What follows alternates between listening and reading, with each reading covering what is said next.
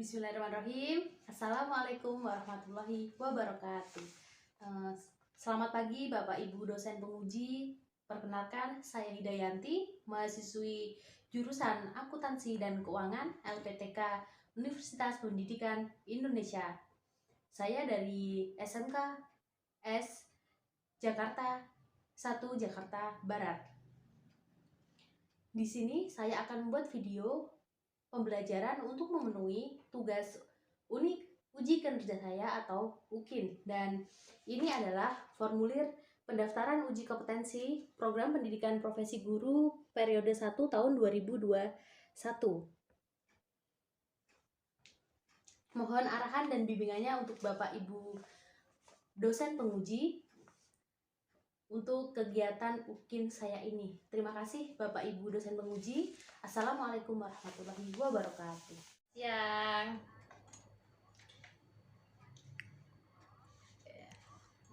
Bismillahirrahmanirrahim. Assalamualaikum warahmatullahi wabarakatuh. Waalaikumsalam warahmatullahi wabarakatuh. Oke, alhamdulillahirabbil alamin ya. Di hari ini kita masih bisa bertemu kembali ya. Ini sebelum kita mulai lebih lanjut, Mbak Lia minta tolong kameranya untuk di on terlebih dahulu ya. Nah, oke, alhamdulillah nih, saya seneng banget nih pada hadir semua, mukanya pada cerah-cerah semua. Alangkah baiknya sebelum dimulai KBM-nya kita berdoa terlebih dahulu ya. Untuk Mas Frans Niko sebagai ketua kelas, pimpin doanya nak. Oke, sebelum kita memulai pembelajaran, alangkah baiknya kita berdoa mulai.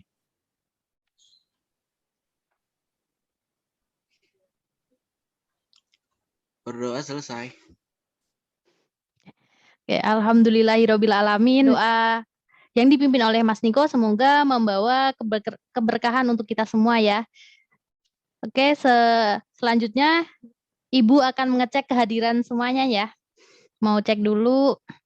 Tadi kan Ibu udah ini ya, udah berikan link Zoom dan juga link ini untuk absensi kehadiran. Nah, sekarang Ibu mau ngecek secara langsung siapa yang hadir dan siapa yang tidak. Niken? Nggak ada. Hadir, Bu. Mei? Hadir, Bu. Alhamdulillah. Oke, alhamdulillah pada pelajaran kali ini anak-anak semua hadir semua ya. Hadir semua dan gimana nih kabarnya hari ini? Sehat semua kan?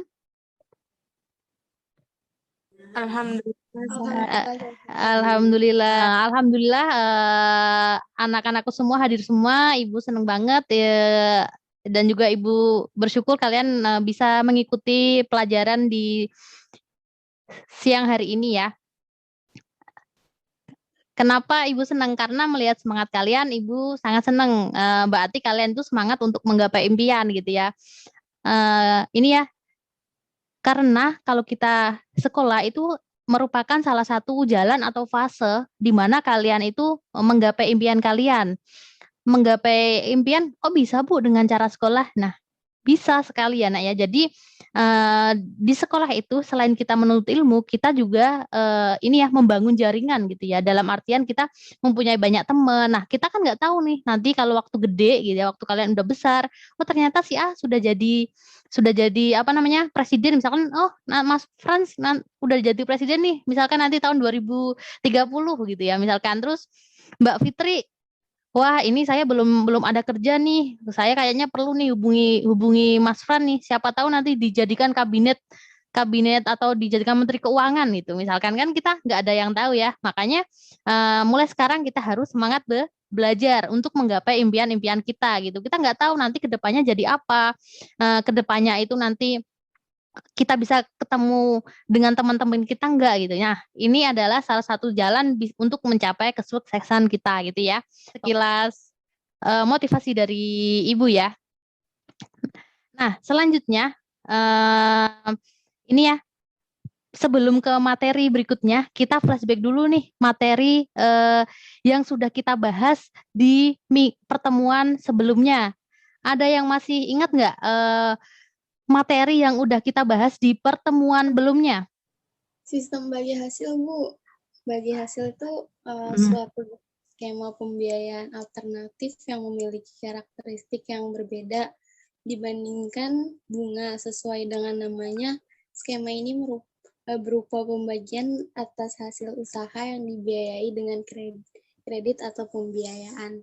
Oke, sip. Terima kasih Mbak Niken, Mbak Ijal, sama Mbak Nur. Alhamdulillah luar biasa keren sekali jawabannya. Ya, jadi minggu kemarin kita udah membahas mengenai ini ya, sistem pembiayaan bagi hasil. Di mana sistem pembiayaan bagi hasil itu ada akad mudharabah dan juga akad musyarakah gitu ya. Nah, selanjutnya kalau kita udah membahas nih sistem bagi hasil di bank syariah, tentunya ada namanya sistem pembiayaan juga selain sistem pembiayaan di bagi hasil, yaitu pembiayaan pada bank syariah dengan sistem jual beli. Apa saja sih yang akan dibahas di materi ini? Yang pertama, menerapkan pembiayaan pada bank syariah dengan sistem jual beli. Yang kedua itu melakukan pembiayaan pada bank syariah dengan sistem jual beli. Tujuannya apa sih mempelajari ini gitu kan? Diharapkan strategi itu dapat menyimpulkan pembiayaan dengan sistem jual beli dengan baik. Nah, apa sih yang anak-anakku semua ketahui tentang sistem pembiayaan dengan skema jual beli ini? Iya, Bu. Pembiayaan jual beli adalah pembiayaan dalam bentuk penyediaan barang melalui transaksi jual beli sesuai dengan perjanjian pembiayaan syariah yang disepakati oleh para pihak, Bu. Oke, sip, keren, cantik, ya betul sekali nih. Terima kasih ya anak-anakku nih yang keren sekali nih udah belajar semua. Jadi betul ya kalau misalkan di pembiayaan dengan sistem jual beli ini nanti yang akan kita bahas itu adalah akad murabahah, akad salam dan juga akad istisna. Sedangkan kalau kita membahas mengenai musyarakah dan juga mudharabah itu adanya di akad pembiayaan dengan sistem bagi hasil, dan itu udah kita bahas kemarin ya. Udah kita bahas kemarin. Kita bahas satu persatu dulu ya. Jadi yang dibahas ini ya akad mudharabah dan akad salam untuk materi hari ini. Jadi akad murabahah itu jual beli barang dengan menyatakan harga perolehan, keuntungan margin gitu ya. Ini ada di Quran An-Nisa ayat 4 gitu ya. Nah, bagaimana sih pembiayaan murabahah di perbankan syariah ya?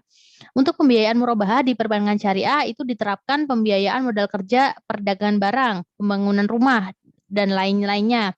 Beberapa contoh penerapan pembiayaan itu biasanya di modal kerja berupa barang, contohnya tadi di motor, mobil, pembelian itu ya, dan lain sebagainya. Selanjutnya nih, Ibu mau memberi kasus nih, karena Ibu udah membaca beberapa kasus atau beberapa berita ya, beberapa berita tentang bank syariah, terutama yang menggunakan akad murabahah ini ya. Banyak sekali sekarang bank syariah menggunakan akad murabahah, dan akad tersebut itu mendominasi pembiayaan bank syariah ya pada umumnya. Bahkan berdasarkan data Otoritas Jasa Keuangan atau OJK, itu penyaluran paling besar porsinya hampir saja 50% itu dari pembiayaan murabahah. Atau tercatatnya itu 154 triliun. Sementara total pembiayaannya 320. Dan kita tahu bahwa di bank syariah itu selain akad pembiayaan murabahah, ada akad-akad yang lain nih. Nah, bagaimana sih ini ya? Itu kan berarti tanda tanya ya. Padahal ada akad yang lain. Kenapa kok bank syariah yang mendominasi adalah akad murabahah? Nah, ini yang harus kalian pecahkan nih ya. Mengapa akad murabahah mendominasi daripada akad yang lainnya di bank syariah?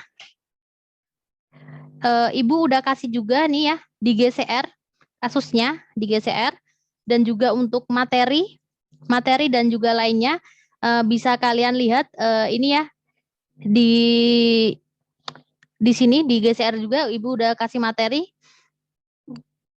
modulnya, PPT-nya dan lain sebagainya. Kalian bisa mengerjakan.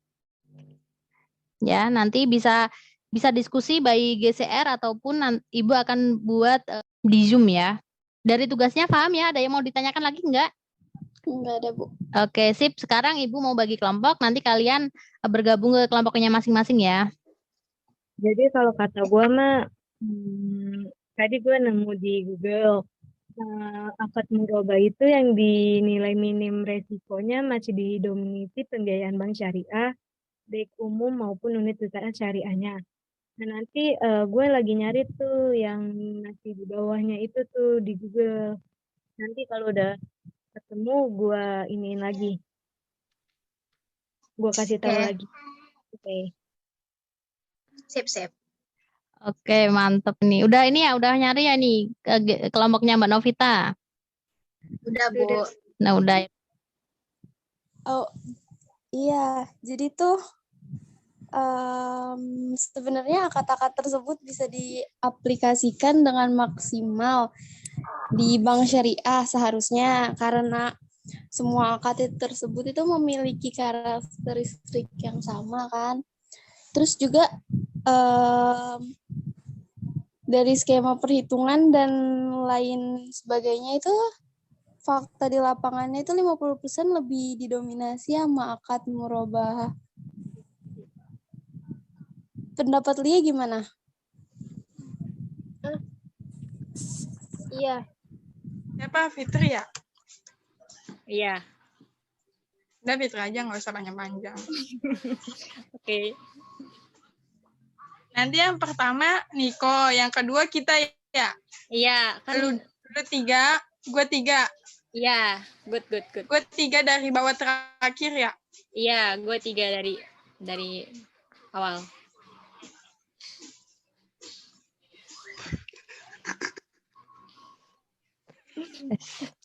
Mantep banget ini geng-gengnya Mas Frans ini. Gimana Mas Fran? Saya Bu, udah gimana? udah ada. Oh, Iya, jadi tuh karena banyaknya murabahah, jadi ya yang mendominasi sih itu. Jadi ya menurut kita murabahah, Bu. wah, mantep. Tadi udah diskusi masing-masing kelompok dan tadi hasilnya udah luar biasa keren ya masing-masing kelompok. Sekarang Ibu mau lihat hasilnya dari masing-masing kelompok. Saat mempresentasikan nanti hasilnya gimana, sesuai nggak sih apa yang dengan didiskusikan tadi gitu ya. Oke, mulai dari kelompok yang paling buncit gitu ya. Kelompok pertama, silahkan kelompok pertama. Assalamualaikum warahmatullahi wabarakatuh. Waalaikumsalam warahmatullahi wabarakatuh. Assalamualaikum warahmatullahi wabarakatuh. Saya dari kelompok 1 ingin mempresentasikan hasil diskusi kelompok 1. Akad murabahah yang dinilai minim resiko masih mendominasi pembiayaan bank syariah, baik bank umum syariah maupun unit usaha syariah. Dari di atas, pembiayaan dengan skim murabahah merupakan pembiayaan dengan porsi paling besar dalam komposisi pembiayaan yang disalurkan bank syariah di Indonesia.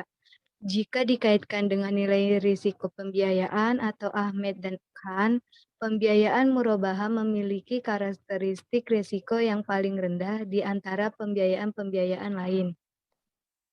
Secara fik, memang tidak ada pengaturan portofolio produk pada lembaga keuangan syariah. Kemudian, secara kelembagaan, pilihan atas penyaluran murabahah dibandingkan pembiayaan jenis lain adalah pilihan paling menarik, menguntungkan, dan mengandung risiko paling kecil, sehingga pada dasarnya bank diperbolehkan mengutamakan murabahah dalam produk pembiayaannya. Terima kasih. Wassalamualaikum warahmatullahi wabarakatuh. Waalaikumsalam warahmatullahi wabarakatuh. Oke, keren banget nih kelompok 1. Nanti yuk kelompok 2 dipimpin. Nah, Assalamualaikum warahmatullahi wabarakatuh. Waalaikumsalam warahmatullahi wabarakatuh. Saya di sini bareng teman-teman mau mempresentasikan hasil diskusi kelompok 2. Nah, di sini itu sebenarnya kata-kata yang diaplikasikan itu yang diaplikasikan dengan maksimal itu di bank syariah. Karena semua akad tersebut itu memiliki karakteristik masing-masing, terus juga dari skema perhitungan dan lain sebagainya itu, tapi fakta di lapangannya itu 50% itu yang mendominasi itu akad murabahah, Bu. Nah, ada sejumlah alasan juga. Pertama itu barangkali murabahah adalah jumlah produk yang diekuivalenkan dengan pola perbankan konvensional. Terus konsekuensinya itu produk ini mudah dipahami oleh bank dan masyarakat sekaligus. Bank juga tidak akan melakukan murabahah setelah batas maksimal sesuai standar proporsi sebagai pembagian penyaluran pembiayaan. Terus oleh karena itu bank ini mudah disosialisasikan. Kedua juga karena bentuknya yang mudah dipahami, maka juga mudah dilakukan perhitungan sehingga produk murabahah relatif mudah dijual dan juga mengandung resiko yang kecil di mata bank. Oleh sebab itu wajar bila bank syariah lebih menyukai dan membesarkan portofolio dalam bentuk produk murabahah tersebut, Bu. Itu hasil diskusinya. Sekian dari kelompok kami. Wassalamualaikum warahmatullahi wabarakatuh. Waalaikumsalam warahmatullahi wabarakatuh. Oke, kelompok 1 dan kelompok 2 keren-keren semua. Kelompok 3 gimana? Oke, Assalamualaikum warahmatullahi wabarakatuh. Di sini saya akan mempresentasikan hasil diskusi dari kelompok kami. Kalau tadi pertanyaannya mengapa akad murabahah mendominasi daripada akad bank lain di bank syariah, karena sesuai dengan sifat bisnis atau tijaroh, transaksi al-murabahah memiliki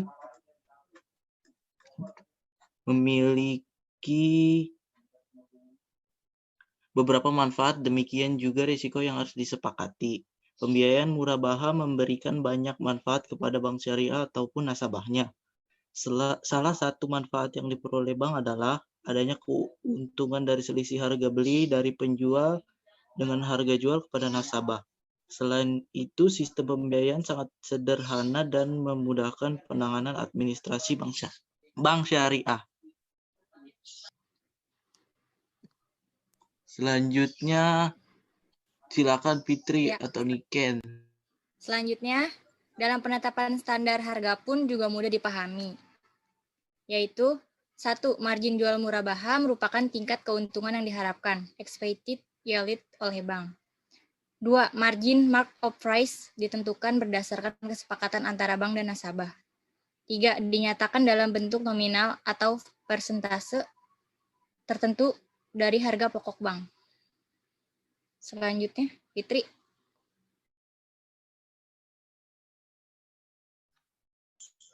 Yang keempat, perhitungan margin dapat mengacu pada tingkat imbalan yang berlaku umum pada pasar keuangan dengan mempertimbangkan ekspektasi biaya dana, risk premium, dan tingkat keuntungan. Yang kelima, margin tidak boleh bertambah sepanjang masa pembiayaan setelah kontrak disepakati dan ditandatangani dua belah pihak. Udah keren nih pembagian tugasnya untuk mempresentasikan, udah dibagi-bagi, udah keren. Kelompok 1, kelompok 2, dan kelompok 3 udah keren.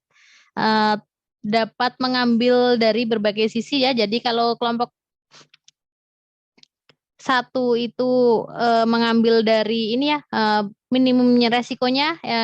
Kalau kelompok 3 tadi mengambil dari sisi ininya ya, kelompok 3 itu dari marginnya, keuntungannya, dan kelompok 2 itu ngambil dari sisi karakteristiknya. Keren banget. Saya pengen lihat nih siapa yang berani menyimpulkan hasil diskusi dari ketiga kelompok, baik kelompok 1, kelompok 2, dan kelompok 3. Silakan.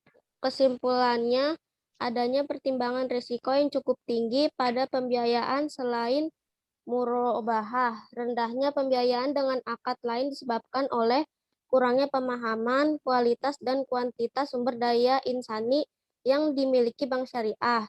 Yang kedua, regulasi pemerintahan belum mendorong pertumbuhan pembiayaan berbasis bagi hasil, serta belum sinergis dan harmonisnya fungsi struktural dari Dewan Syariah Nasional, Dewan Pengawas Syariah, dan Bank Indonesia atau Otoritas Jasa Keuangan sebagai regulator dan lembaga pengawas perbankan syariah. Oke, ya sip. Terima kasih Mbak Naswa udah memberikan kesimpulan dari diskusi. Ya, salah satu alasan kenapa akad murabahah ini saya bilang mudah. Nah, kalau kita lihat contoh perhitungan ini, misalkan Bapak Anton mengajukan pembiayaan sebesar 100 juta. Terus sebagai keseriusan, ini ya Bapak Anton membayar uang muka 50 juta. Terus tingkat margin yang disepakati 50% untuk jangka waktu 5 tahun sampai 60 bulan. Bagaimana perhitungannya? Ini dicontohkan kalau menjual membeli mobil seharga 100 juta. Uang muka kan udah kasih 50 juta ya tadi di kasus. Selanjutnya ini ya marginnya udah disepakati 50%. Jadi 50 juta kali 50% berapa? 25 juta. 25 juta ini adalah keuntungan yang diambil oleh bank. Terus harga jualnya ke nasabah berapa? 125 juta. Biaya angsuran per bulan tinggal dibagi aja. Tadi kalau kesepakatannya 60 bulan dibagi 60. Jadi 2 jutaan lah ya, 2.083.000. Ini setoran yang harus diambil. Nah, ini salah satu alasan kenapa Bank Syariah itu mendominasi menggunakan akad murabahah. Salah satunya di perhitungan ini mudah sekali menghitungnya. Selanjutnya, selain akad murabahah, ada namanya akad salam. Jadi salam itu berasal dari kata salaf, dia didahulukan karena pemesanan barang dan uangnya diserahkan di muka. Ingat kalau salam, kita mengucapkan salam selalu di muka, berarti dia bayarnya di muka. Tapi untuk barangnya di kemudian hari. Kalau contohnya di kehidupan sehari-hari kita, ini ya nak, kita udah sering banget jual beli secara online gitu. Kalau kita beli barang secara online, kita kan pesan dulu kan, bayar dulu, barangnya baru di kemudian hari. Nah, itu kalau penerapan akad salam di ini ya, di kehidupan sehari-hari. Nah, bagaimana penerapannya di bank syariah gitu ya? Di bank syariah ya sama ini ya. Ini ya sama nanti ada pihak banknya, pihak bank yang membantu kita gitu ya. Selanjutnya bagaimana akad salam ini diaplikasikan di bank. Nah, ini ya biasanya kalau akad salam ini digunakan untuk pembiayaan pertanian ya. Contohnya ada koperasi petani mangga di Indramayu yang memerlukan bantuan dana untuk mensukseskan panen. Anggota-anggotanya tahun depan terhitung dari sekarang. Untuk itu koperasi atau petani itu mendatangi bank syariah untuk menawarkan skema jual beli salam agar bank syariah tidak rugi dan petani pun dapat panen dengan baik. Jadi diaplikasikan di ini ya kebanyakan adalah di pertanian ya nak ya. Jadi ini sekilas tentang akad murabahah dan juga akad salam. Selanjutnya tadi kan Ibu udah kasih materi ya, udah kasih kasus yang berkaitan dengan kenapa kok bank itu menggunakan akad murabahah. Nah, dan juga selain murabahah udah dibahas juga tentang salam bagaimana udah sekilas tadi ya udah dibahas. Nah, selanjutnya Ibu mau tahu nih atau Ibu pengen tahu hasil dari kalian belajar hari ini. Bagaimana sih kesimpulan dari materi yang udah dipelajari gitu. Ini ya materi udah Ibu berikan. Ada yang mau ditanyakan dulu nggak terkait dengan akad murabahah dan juga akad salam? Masih bingung atau udah nggak bingung atau tambah bingung? Udah ya. Nah, selanjutnya kesimpulan ya. Siapa yang berani menyimpulkan nih? Murabahah merupakan salah satu jenis kontrak yang paling umum diterapkan dalam aktivitas perbankan syariah. Murabahah diterapkan melalui mekanisme jual beli barang dengan penambahan margin sebagai keuntungan yang akan diperoleh bank. Oke, sip. Terima kasih Mbak Lia. Nah, selanjutnya Ibu pengen lagi nih satu. Aplikasi pembiayaan murabahah dapat digunakan untuk pembelian barang konsumsi seperti pengadaan kendaraan bermotor, pembelian rumah dan tempat tinggal lainnya, serta pemenuhan kebutuhan rumah tangga lain, Bu.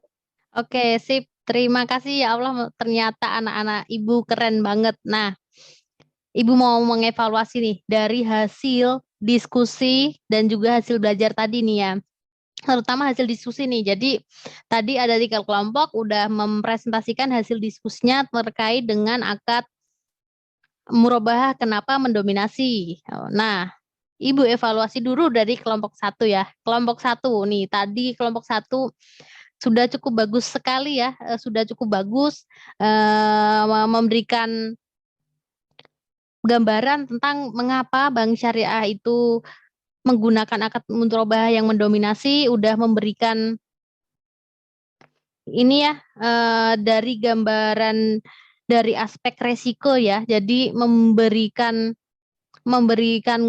ini ya apa sih mengambil dari sisi yang resiko bahwa oh ternyata resiko di bank syariah kalau menggunakan akad murabahah itu lebih sedikit daripada menggunakan ini ya menggunakan akad-akad lain. Itu udah keren bagus. Nah, hanya aja kekurangannya mungkin perlu ditambahkan ya ini bagaimana penerapannya. Nah, jadi penerapannya di bank itu bagaimana itu bisa menjadi salah satu keunggulannya kenapa mendominasi itu bisa ditambahkan ya penerapannya dan juga manfaatnya yang didapat oleh nasabah itu ya. Untuk kelompok 2 juga ini ya keren. Kelompok 2 udah bagus sekali udah dikasih bagaimana sih idealnya ya bank syariah itu menerapkan akad murabahah dan bagaimana dengan akad-akad lainnya. Hanya aja untuk perinciannya mungkin perlu ditambahi alasannya ya.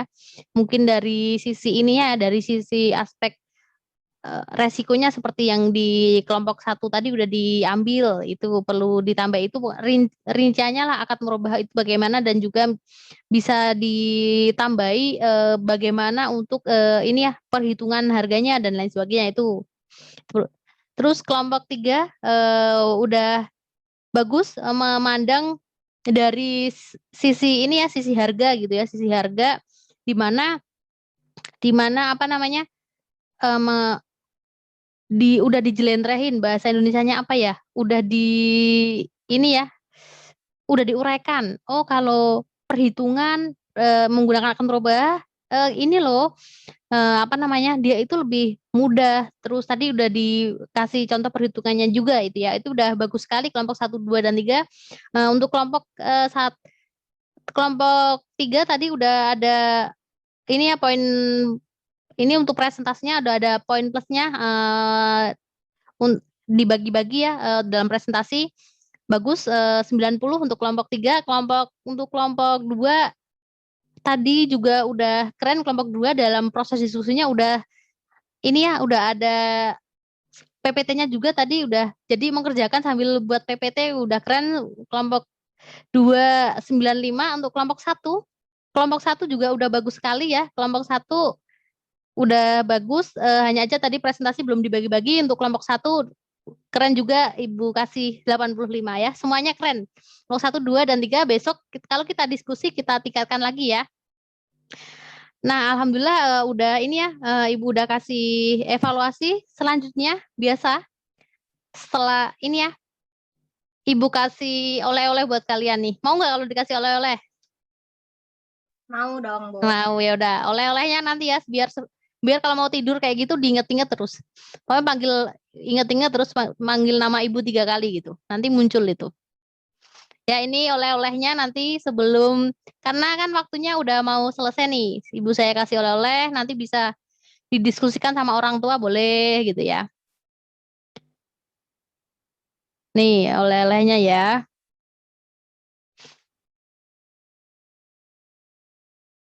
Nih, udah muncul ya di layar kalian. Oleh-olehnya adalah tugas ya. Tugas yang harus dikerjakan kalian. Ini tadi sudah Ibu kirim ya, udah Ibu kirim di GCR juga, yang Ibu udah liatin tadi. Bisa juga di ini ya, di-download di link ini. Di link tugas ini Ibu kirim by chat ya, by chat. Silakan boleh di-download nih. Oleh-oleh nanti buat sambil kalian di rumah bantu orang tua ngerjain ini gitu ya. Udah ini belum? Udah terlihat belum di kolom chat kalian? Sudah, Bu. Sudah. Ya udah, itu ini oleh-oleh luar biasa tuh dari Ibu ya. Nah, alhamdulillah ya. Nanti dikerjakan itu gampang banget kok, perhitungan seperti tadi, seperti perhitungan di akad murabahah. Bagaimana sih mendapatkan ini ya, menghitung angsuran, bagaimana menghitung keuntungannya, dan sebagainya itu udah di soal tadi, nanti dikerjakan. Dan juga Ibu nanti akan mengirimkan lagi topik materi berikutnya di GCR. Ibu akan kasih materinya, PPT dan lain sebagainya di GCR ya. Nanti pokoknya tiap malam kalian buka-buka GCR aja, lihat oh ada pesan cinta nggak sih dari Bu Ida gitu ya. Itu dilihat-lihat aja. Udah itu ya. Selanjutnya masih ada 1 menit. Ibu mau kasih ini dulu materi atau topik pembelajaran berikutnya ya, topik pembelajaran berikutnya nanti Ibu kasih juga ya, tapi ini Ibu kasih clue-nya dulu. Jadi nanti berikutnya kita akan belajar mengenai sistem bagi hasil dan juga bonus pada produk penghimpunan dana bank syariah itu ya. Itu nanti tolong dipelajari. Kalau Ibu udah kirim, kalau misalkan kalian pengen belajar dulu kan, Ibu, saya nunggu Ibu lama banget nih. Pengen deh saya belajar dulu gitu, misalkan kayak misalkan kayak Mbak Khoir gitu, orangnya ini kan rajin, belum dikasih materi udah ini dulu, belajar dulu itu kayak gitu. Nah, itu misalkan ya. Itu jadi materi berikutnya adalah sistem bagi hasil dan bonus pada produk penghimpunan dana bank syariah. Oke. Ada yang mau ditanyakan dulu? Enggak? Udah?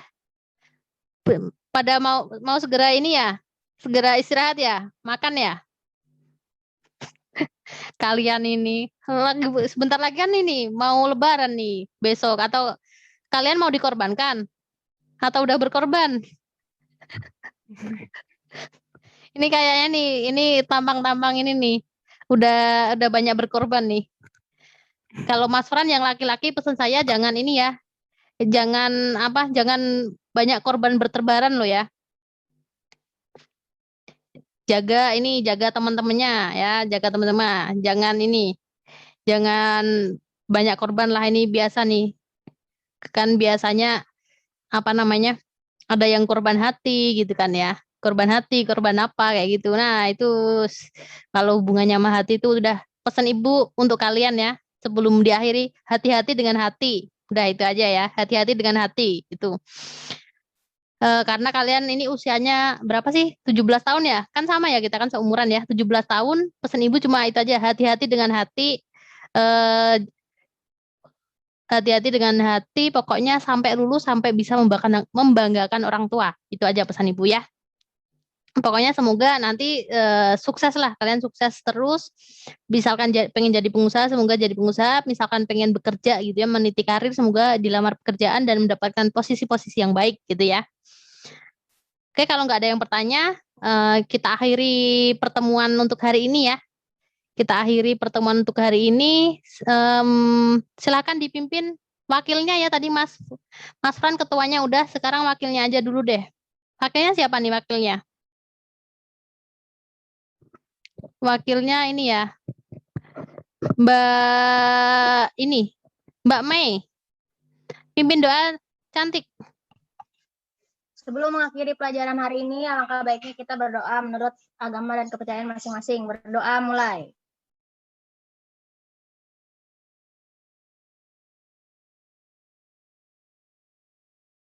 Berdoa selesai.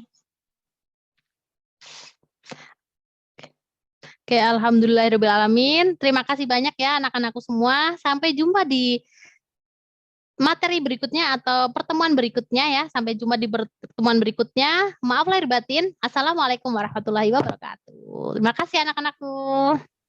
Waalaikumsalam warahmatullahi wabarakatuh. Wabarakatuh.